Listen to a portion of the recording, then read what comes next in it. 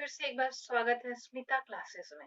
आज हम क्लास 4 के भाषा माधुरी बुक से लेसन 4 लोभ का फल पढ़ेंगे। ठीक है, लोभ का फल। लोभ मतलब ग्रीडी, ग्रीडीनेस मतलब लालच। तो लालच करने से क्या फल मिलता है, उसका परिणाम क्या होता है, वही इस चैप्टर में समझाया गया है। जंगल में एक तालाब था। गांव से शहर के लिए उसी तालाब के पास से जाना पड़ता था। तालाब में अनेक पशु पानी पीने आते थे। ठीक है, तो क्या था कि जंगल में एक तालाब था। तालाब क्या होता है, एक छोटा एरिया होता है जिसकी मिट्टी को कोड़ दिया जाता है और उस मिट्टी को बाहर निकाल दिया जाता है और उसमें पानी भर जाता है। पानी नीचे से भी आता है, जमीन के नीचे से भी, या बारिश के पानी से वह भरा रहता है। तो जो भी लोग गांव से शहर के रास्ते जाते थे, गांव से होके उन लोग को शहर जाना पड़ता था, उनको वो जंगल क्रॉस करके जाना पड़ता था। और उस तालाब के पास से ही वह रास्ता था, तालाब से जाना पड़ता था। तालाब क्या काम आता था, तो जंगल के जो पशु पक्षी थे वो वहां पे पानी पीने के लिए उस तालाब में आते थे। ठीक है, एक दिन की बात है। रंजन अपनी पत्नी रत्ना के साथ शहर जा रहा था। तालाब के निकट वे दोनों विश्राम के लिए ठहर गए। गर्मी से परेशान रत्ना ने तालाब में नहाने की इच्छा प्रकट की। रंजन ने कहा, तालाब में दलदल प्रतीत होता है, इसलिए तुम किनारे बैठकर हाथ पांव ही धोकर आओ। ठीक है, बहुत गर्मी का दिन था, पसीना आ रहा था। एक आदमी था रंजन, अपनी पत्नी रत्ना के साथ शहर जा रहा था। शहर जा रहा था तो वो तालाब के पास, वो लोग तालाब, कोई भी पानी का जगह होता है तो वहां से क्या होती है, ठंडी ठंडी हवा बहती रहती है। तो वो लोग तालाब के पास थोड़ी देर बैठ गए कि विश्राम कर लेते हैं। विश्राम मतलब रेस्ट कर लेते हैं। ठीक है, तालाब को इंग्लिश में क्या बोलेंगे, लेक या पॉन्ड। ठीक है, तो वो लोग वहां पे ठहर गए, मतलब वो वहां पे रुक गए। और गर्मी से तो बहुत परेशानी हो रही थी, बहुत पसीना आ रहा था। तो पत्नी जो थी रत्ना, वो बोली कि मैं इस तालाब में थोड़ा नहा लूं तो मुझे थोड़ा आराम मिलेगा। तो उसके पति ने कहा कि नहीं, तालाब में दलदल प्रतीत हो रहा है। मतलब दलदल क्या होता है, जहाँ मिट्टी और पानी मिला हुआ रहता है, तो मिट्टी पूरा भींगा हुआ रहता है। तो लगता है कि जैसे मिट्टी गीला गीला रहता है, तो जब हम उसमें घुसेंगे तो वो मिट्टी अंदर अंदर हम लोग को खींचते जाता है। पानी कम मिट्टी ज्यादा मिला के पूरा दलदल सा एरिया होता है, जहाँ पे हम घुसेंगे तो हम अंदर की ओर ही घुसते चले जाएंगे। हम्म, पैर हमारा पूरा अंदर घुस जाएगा, हम अंदर की तरफ चले जाएंगे, वो दलदल अंदर खींच लेता है। इसलिए रंजन को डर लगा। उसने कहा, रत्ना को, तुम किनारे ही बैठकर हाथ पाँव धो लो, तुमको थोड़ा आराम लगेगा। रत्ना ने अपने सोने के कंगन उतार कर एक और रख दिए। हाथ पांव धोकर वह फिर कंगन पहन रही थी कि एकाएक उसकी दृष्टि सामने से तालाब की ओर आ रहे शेर पर पड़ी। ठीक है, रत्ना क्या की, अपना सोना का कंगन, सोने की जो चूड़ियां होती है ना, मोटी मोटी चूड़ियां, वह पहनी हुई थी। तो उसने सोचा कि इसको उतार के हाथ पैर धो लेती हूँ। उसने उसको उतार के एक साइड रख दिया और फिर हाथ पैर धो लिया। फिर वो एक कंगन पहनी थी और दूसरा अभी पहनी नहीं थी। तभी देखी कि सामने से शेर आ रहा है, हाँ, लायन आ रहा है। उसने देखा, उसकी दृष्टि पड़ी, मतलब उसकी नजर पड़ी कि शेर आ रहा है। उसकी घिघी बंद गई, वह तो पूरी डर गई। हम लोग भी अगर लायन देखेंगे अपने आंख के सामने, हम लोग डर नहीं जाएंगे, वो ऐसे होने लगी। उसके मुंह से एक भी शब्द नहीं निकल पा रहा था। दूसरा कंगन पहनना भूल गई। वो तो भूल ही गई कि वो कंगन पहन रही है। दूसरा कंगन पहनना भूल कर वह रंजन के पास दौड़ गई और उसका हाथ पकड़कर भागने लगी। सोचिए, अब तो भाग जाए, नहीं तो यह शेर हम लोग को देख लिया तो हमें तो खा ही जाएगा। उसने अपने पति रंजन का हाथ पकड़ा और दौड़ने लगी, वहां से निकलने की कोशिश करने लगी उस तालाब के पास से। वह भी भौचक्का सा उसके साथ साथ भागने लगा। भौचक्का मतलब बिल्कुल आश्चर्य में पड़ गई कि अरे, ये क्यों मुझे भगा के लेके जा रही है। उसे तो समझ में नहीं आ रहा है, पर उसे यह फील हो गया था कि जरूर किसी कुछ खतरा है कि मेरी पत्नी मुझे भगा के लेके जा रही है, इसलिए वह भी भागने लगा। बहुत दूर निकल गए वो लोग, हाँ, जंगल करीब करीब बाहर छोड़ आए, अब जंगल के बाहर आ गए। बहुत दूर निकल आने पर पत्नी ने पति को सारी घटना बतलाई और कहा, अच्छा हुआ हम भाग आए, कहीं शेर ने खा लिया होता तो राम नाम सत्य हो गया होता, जान बची तो लाखों पाए।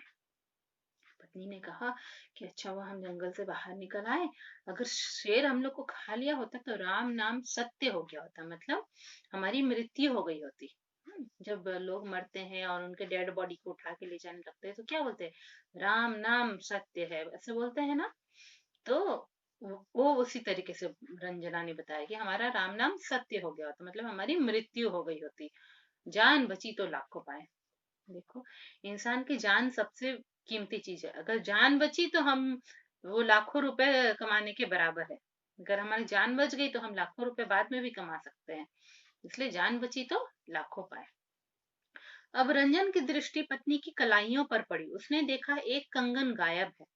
जब रंजन ने कंगन के बारे में रत्ना से पूछा, तब उसने बतलाया, मैं हाथ पांव धोकर कंगन पहन ही रही थी कि शेर आ गया। कंगन वहीं पड़ा रह गया और अब मौत के मुंह में कौन जाए। हम्म, जब वो अपने पति को सब बात बताई, तब पति अचानक उसके हाथ की कलाइयों को देखा। कलाइयों का होता है रिस्ट होता है, हाँ, यहाँ पे फिंगर सब एंड हो जाता है हाथ। और ये जो हैंड आर्म है, ये लंबा हैंड है, और रिस्ट पाम जहाँ से शुरू होता है उसके मिडिल वाला जगह जो होता है, ये वाला जगह है ना, इसको कलाई कहती है, कहा जाता है। तो वो देख रहा है कि कलाई पे एक ही कंगन है, एक हाथ में है दूसरे हाथ में नहीं है। उसने बोला, तुम्हारा एक कंगन कहाँ गायब है। उसकी पत्नी ने बताया, मैं हाथ पैर धो रही थी, कंगन पहन रही थी, तभी तो शेर आ गया, मैं तो कंगन भूल कर वहीं पे दौड़ी चली आई। अब मौत के मुंह में कौन जाए, अब फिर से मैं जाऊंगी कंगन लाने, कहीं शेर अब मुझे खा जाएगा तो। शेर शेर का मुंह तो मौत का मुंह है ना, ऐसा उसने कहा। उधर शेर तालाब के किनारे पहुंचा। वह कंगन देखकर सारी बात समझ गया। उसने अपने एक पंजे में कंगन पकड़ा और तालाब के किनारे बैठ गया। वह सोच रहा था कि पति पत्नी कंगन लेने अवश्य लौटेंगे। मैं उन्हें मीठी मीठी बातों में ऐसे उलझाऊंगा कि वे मेरे पास आ जाएंगे और मैं उन्हें दबोच लूंगा। शेर को वह कंगन मिल गया। शेर जब कंगन मिला, उसने उसे अपने पंजों में, है ना, अपने पैर के नाखूनों के बीच में उसको पकड़ लिया, पैर के जो पैर का पार्ट होता है उसमें पकड़ लिया। और वो समझ गया था जरूर यहाँ पे किसी स्त्री ने हाथ पैर धो रही होगी। उसने सोचा कि रुको, अभी वो लोग फिर कंगन लेने आएंगे, मैं उनको मीठी मीठी बातें फंसाऊंगा कि आओ आओ मेरे पास बैठो, कंगन लेके जाओ, फिर उनको खा जाऊंगा। ठीक है। पति पत्नी तो लौटे नहीं, अपितु माधव नाम का एक ब्राह्मण उधर आ निकला। शेर को बैठ देखकर उसकी सिट्टी पिट्टी गुम हो गई। शेर के एक पंजे में सोने का कंगन देखकर वह चकित होकर दूर ही ठिठक गया। ठीक है। पति पत्नी तो नहीं लौटे, डर के मारे वो लोग आए नहीं। एक ब्राह्मण आ रहा था, एक पंडित आ रहा था। ठीक है, जो पूजा करता है पंडित, वो आ रहा है, क्योंकि वो शहर जाने का रास्ता उसी रास्ते से जाना है, तालाब के किनारे होके। वो दूर से देख रहा है कि शेर के पिंजे पंजे में एक कंगन है। कंगन को देख के वो दूर ही रुक गया। अरे, शेर है, उसके पंजे में एक कंगन है, ऐसा कैसे। और शेर को देख के तो वो उसकी सिट्टी पिट्टी गुम हो गई, मैंने वो पूरी तरह से डर गया। वो दूर ही रुक गया। नहीं बाबा, और आगे जाऊंगा ही नहीं, वहां शेर बैठा हुआ है। इधर शेर ने भी ब्राह्मण को देख लिया है। यदि पति पत्नी नहीं तो ब्राह्मण ही सही। सिंह बोला, ब्राह्मण देवता कहाँ चले, सुबह सुबह आपके दर्शन पाकर मैं धन्य हो गया। हम्म, शेर तो बड़ा चालाक था, मीठी मीठी बातें तो करेगा ही। उसने कहा कि पति पत्नी तो नहीं लौटे कंगन लेने के लिए, मैं तो उनको खा नहीं पाया, अब चलो इस ब्राह्मण देवता को ही खा लेता हूँ। हाँ, उसने बोला, प्यार से मान सम्मान दे के बोल रहा है, ब्राह्मण देवता कहाँ चले, सुबह सुबह आपके दर्शन पाकर मैं धन्य हो गया। ब्राह्मण है ना, वो पंडित होते हैं, वो पूजा पाठ करते हैं, तो लोग सोचते हैं कि वो बहुत ही पवित्र इंसान है, तो उनको हाथ जोड़कर प्रणाम करते हैं और सोचते हैं उनके दर्शन मिलने से हमारा दिन अच्छा जाएगा। तो इसी तरह सिंह भी बोल रहा है, ये लायन भी बोल रहा है कि आपके दर्शन पाकर तो मैं धन्य हो गया ब्राह्मण देवता। आपसे मिलकर मैं धन्य हो गया।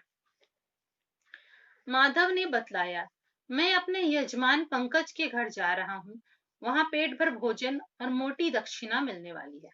ये जो माधव था ब्राह्मण, देखो यजमान होता है, जो व्यक्ति किसी पंडित को पूजा के लिए बुलाएगा अपने घर में, वह व्यक्ति यजमान कहलाएगा। ठीक है। उसके घर आके पंडित पूजा करता है, पंडित को फिर वो खाने को देता है, फल फूल प्रसाद सब देता है, साथ ही साथ पैसे भी देता है, क्योंकि पंडित पंडित ने पूजा कराई है तो। साथ ही साथ आलू चावल सब्जियां भी दिया जाता है दान में। तो पंडित, वो बोला कि मेरा एक यजमान पंकज नाम का है, मैं उसके घर जा रहा हूँ, वो मुझे अच्छा भोजन खिलाएगा, अच्छा खाना खिलाएगा और मोटी दक्षिणा माने बहुत पैसे भी देगा।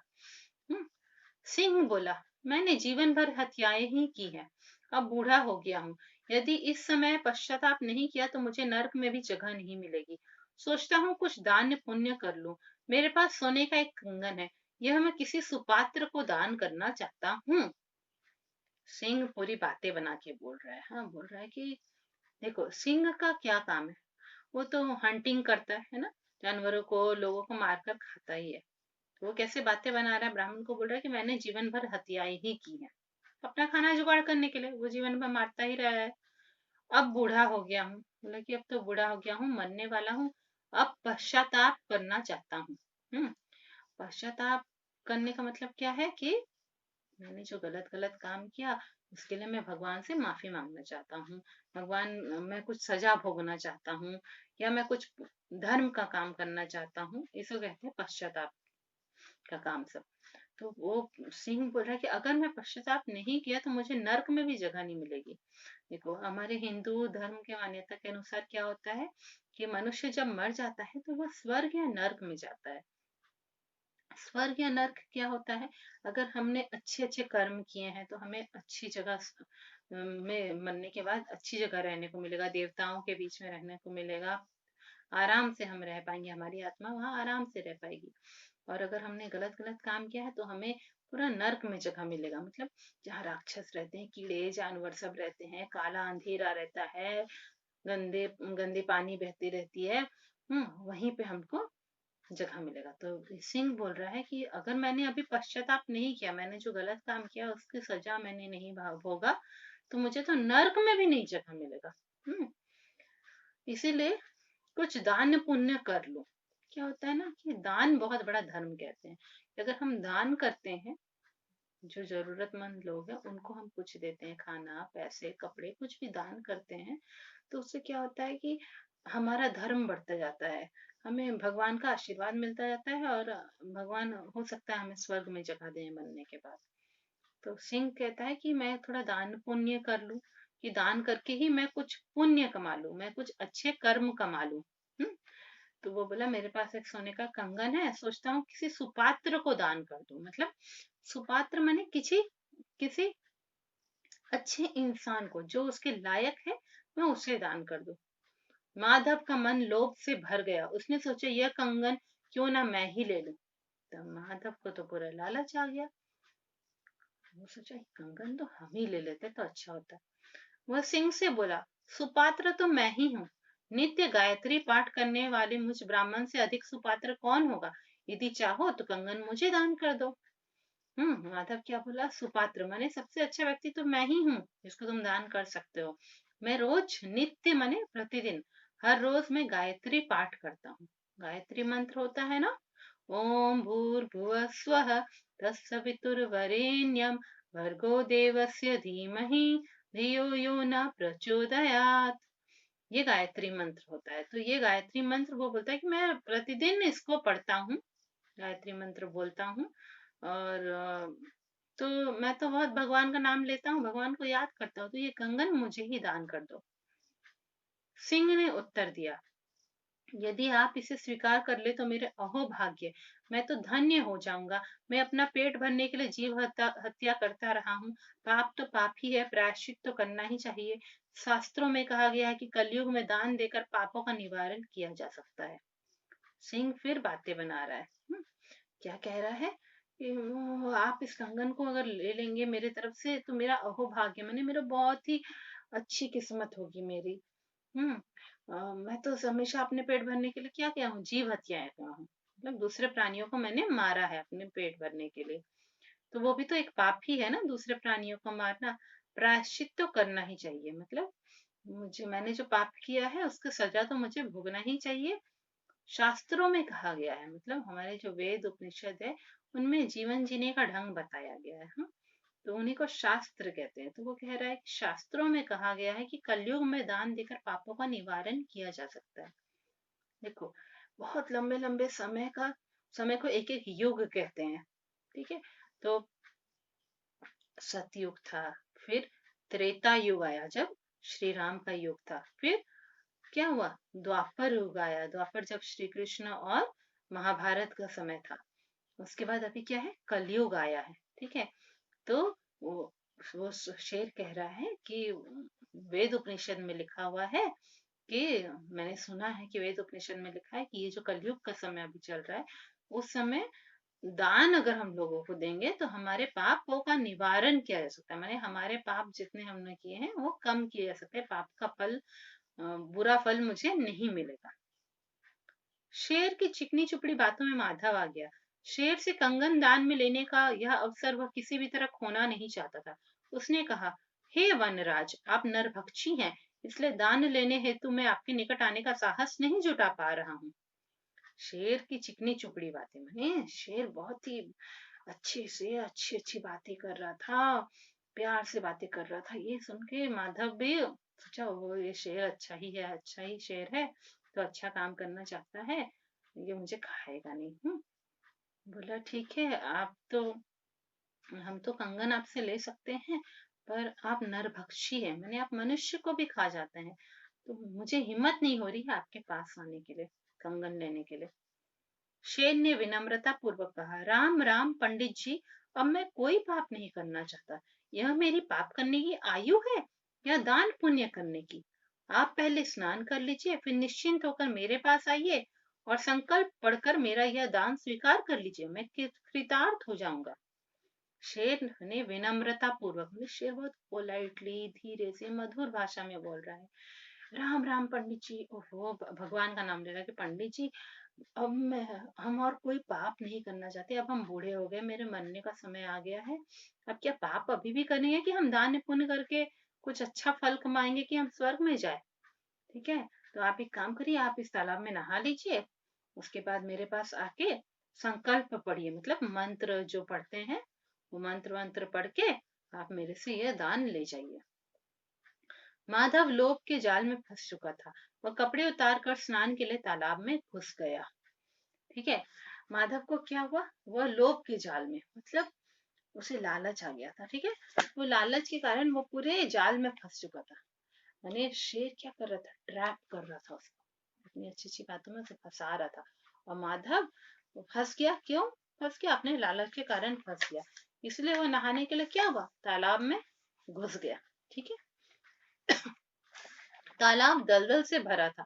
माधव कीचड़ में धंसता चला गया। वह दीन स्वर में चिल्लाया, वनराज मुझे बचाओ, पर सिंह की चाल तो कुछ और ही थी। तालाब सचमुच में दलदल से भरा हुआ था, मिट्टी और पानी का पूरा मिक्स था वो। माधव उस कीचड़ में अंदर ही चला, धंसता चला गया, मतलब कीचड़ उसको अंदर की तरफ खींच रहा है पूरा। वो पूरा घबरा के चिल्ला रहा है, बचा, दीन स्वर में, है ना, वो पूरा घबरा के चिल्ला रहा है कि वनराज मुझे बचाओ। वो तो सोच रहा था कि सिंह बहुत अच्छा है, बोल रहा है, सिंह को वनराज बोलते हैं ना, क्यों? क्योंकि सिंह जो है वन का राजा होता है, जंगल का राजा होता है, तो बोल रहा है, हे वनराज मुझे बचाओ। सिंह की तो चाल कुछ और ही थी, सिंह तो बस उसे बुद्धू बना रहा था। सिंह ने किनारे पर खड़े होकर अपना पंजा माधव की ओर बढ़ा दिया और कहा, पंडित जी किनारे की ओर बढ़ने की कोशिश करो और दोनों हाथों से मेरा पंजा पकड़ लो, मैं तुम्हें बाहर खींच लूंगा। हम्म वो बोला कि आप जो है अपना पैर आगे बढ़ा दिया, बोला दोनों हाथ से मेरा पैर पकड़ लीजिए, मैं, हम आपको बाहर की ओर खींच लेंगे, मेरे पैर का जो निचला हिस्सा है, फुट जो है मेरा पंजा, उसे पकड़ लीजिए, हम बाहर खींच लेंगे। विश्वास कर माधव ने ऐसा ही किया। शेर ने माधव की दोनों भुजाएं अपने पंजे में दबाकर खाने के लिए उसे कीचड़ से बाहर खींच लिया। वो क्या किया, दोनों हाथ उसके दोनों पैर के बीच में अपना दोनों हाथ दे दिया। शेर अपने दोनों पंजा से उस अपने दोनों आगे वाले पैरों से उसको पकड़ लिया और पूरा खींच कर बाहर निकल आया। क्यों? ताकि उसको वो खा सके। ये दलदल से निकलने में माधव को बहुत परेशानी हुई, मिट्टी था पूरा। दलदल से निकलने के लिए संघर्ष के कारण माधव अधमरा हो गया था। ने उसे बहुत परिश्रम करना पड़ा, बहुत मेहनत करनी पड़ी। उसके कारण जब तक वो बाहर निकला, हाथ वाथ अपना बॉडी खींच के, तब तक वो पूरा अधमरा, मैंने बेहोश बेहोश जैसे हालत में हो गया था। अब वो भाग भी नहीं सकता था, पूरे मिट्टी से सना हुआ था, वो भाग भी नहीं पाता था, वो इतना थक चुका था। भय से बेचारे माधव के मुख से आवाज भी ना निकली, उसकी आंखें मीच गई। वह सोच रहा था कि हिंसक प्राणी पर लोभवश विश्वास कर मैंने ठीक नहीं किया, अब तो प्राण जाएंगे ही। भय से, मैंने डर के मारे, माधव पूरा डर गया है, क्योंकि सिंह उसका पूरे जोर से पकड़ लिया, उसके मुंह से आवाज भी नहीं निकल रहा है, उसकी आंखें मिच गई। वो अपना डर के मारे, क्या होता है, हमें, हम अपनी आंखें बंद कर लेते हैं जब बहुत डर लगता है, उसकी आंखें मिच गई, वो जोर से अपनी आंखें बंद कर लिया। वो सोच रहा था यह हिंसक प्राणी है, मैंने, यह ऐसा प्राणी है जो दूसरों पे हिंसा करता है, दूसरों को मारता है, इस पे हम लालच के कारण आके हम इस पे विश्वास कर लिए, यह ठीक नहीं किया, अब तो मेरा प्राण जाएगा ही, ये मुझे मार ही डालेगा। सिंह ने माधव को खाकर अपनी भूख मिटाई और कहा, ऐसे लोभी जनों के रहते चतुर लोग भूखे नहीं मर सकते।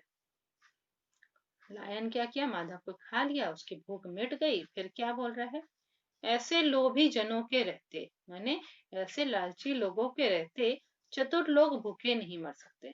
मतलब सिंह अपने आप को चतुर कह रहा है, अपने आप को चालाक कह रहा है, बोल रहा है कि मैं तो बहुत वाइज हूँ, मैं बहुत चालाक हूँ, इसीलिए जब तक दुनिया में ऐसे ऐसे लालची लोग रहेंगे, हम जैसे वाइज लोग, हम जैसे चालाक लोग कभी भी भूखे नहीं मरेंगे। ठीक है, तो ये लेसन मैंने पूरा आपको पढ़ा दिया है, लोभ का फल, भाषा माधुरी के बुक से, क्लास 4 का। और मेरे नेक्स्ट वीडियो में मैं इसका सोल्यूशन आपको दे दूंगी, जैसे क्वेश्चन आंसर एक्सरसाइज का जो भी question answer fill in the blanks है, ग्रामर पोर्शन है, उसका सोल्यूशन मैं आपको दे दूंगी। आप लोग मेरे इस वीडियो को अपने फ्रेंड्स लोग के साथ शेयर करिए, ताकि अपने सभी फ्रेंड्स को इसका बेनिफिट मिल सके। और आपने अगर मेरा चैनल अभी तक सब्सक्राइब नहीं किया है, तो आप जल्दी से सब्सक्राइब कर लीजिए, ताकि जो है नेक्स्ट टाइम जैसे ही वीडियो आएगा, आपको तुरंत पता चल जाएगा कि मैंने वीडियो भेज दिया है। ठीक है, थैंक यू।